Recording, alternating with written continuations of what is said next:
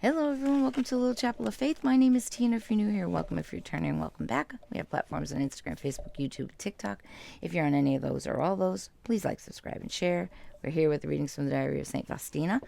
We are almost to the end of this book. So let's begin. Let me get my magnifying glass because we know I'm not going to see if I don't. We are on book 6, page 605, number 1710. May 26, 1938, Feast of the Ascension. Today I accompanied the Lord Jesus as he ascended into heaven. It was about noon. I was overcome by a great longing for God. It is a strange thing. The more I felt God's presence, the more ardently I desired him. Then I saw myself in the midst of a huge crowd of disciples and apostles together with the Mother of God. Jesus was telling them to go out into the world and teach in my name. He stretched out his hands and blessed them and disappeared into a cloud. I saw the longing of Our Lady. Her soul yearned for Jesus with the whole force of her love, but she was so peaceful and so united to the will of God that there was not a stir in her heart but for what God wanted. When I was left alone with the Blessed Virgin, she instructed me concerning the interior life. She said, "The soul's true greatness is in loving God and in humbling oneself in his presence, completely forgetting oneself, and believing oneself to be nothing because the Lord is great. But he is well pleased only with the humble. He always opposes the proud." A certain person whom I have mentioned before visited me again.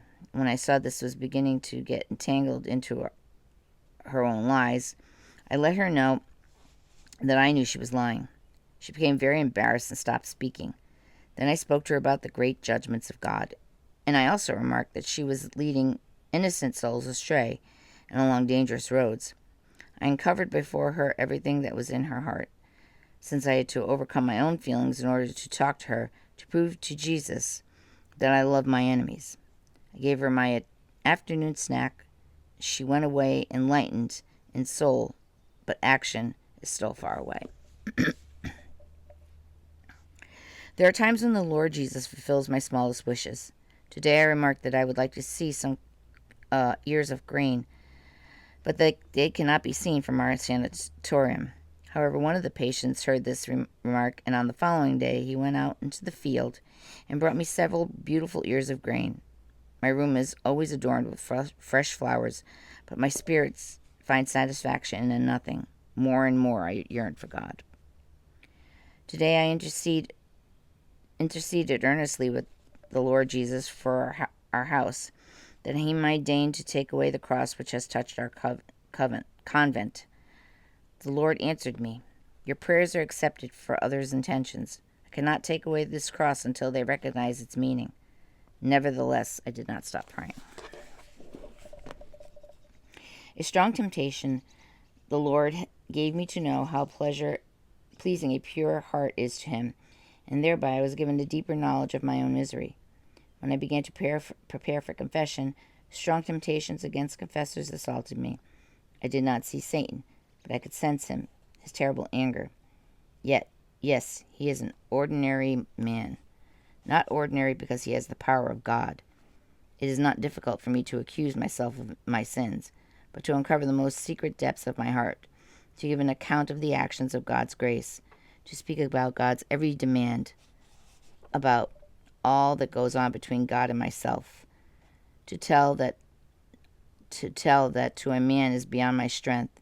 I felt I was fighting against the powers, and I cried out, "O Christ, you and the priest are one. I will approach confession as if it were approaching not a man but you." When I entered the confessional, I began disclosing my difficulties. The priest replied the best thing I could have done was to disclose these temptations from the onset.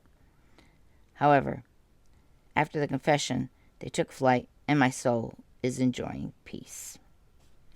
Once during recreation, one of the sisters' directresses said that the lay sisters were without feelings, and so could be treated stiffly. I was sorry to see that the sister directress knew so little about the lay sisters and judged them only from appearances. we're going to leave it there for today. We had a couple of long readings this morning. So, oops. Oh, well. Piece of the pencil fell in the book. Anyway, that is all for today. I'm having all kinds of problems this morning. But I hope you all have a beautiful day. Be well, be safe, be kind to each other. May God bless us all.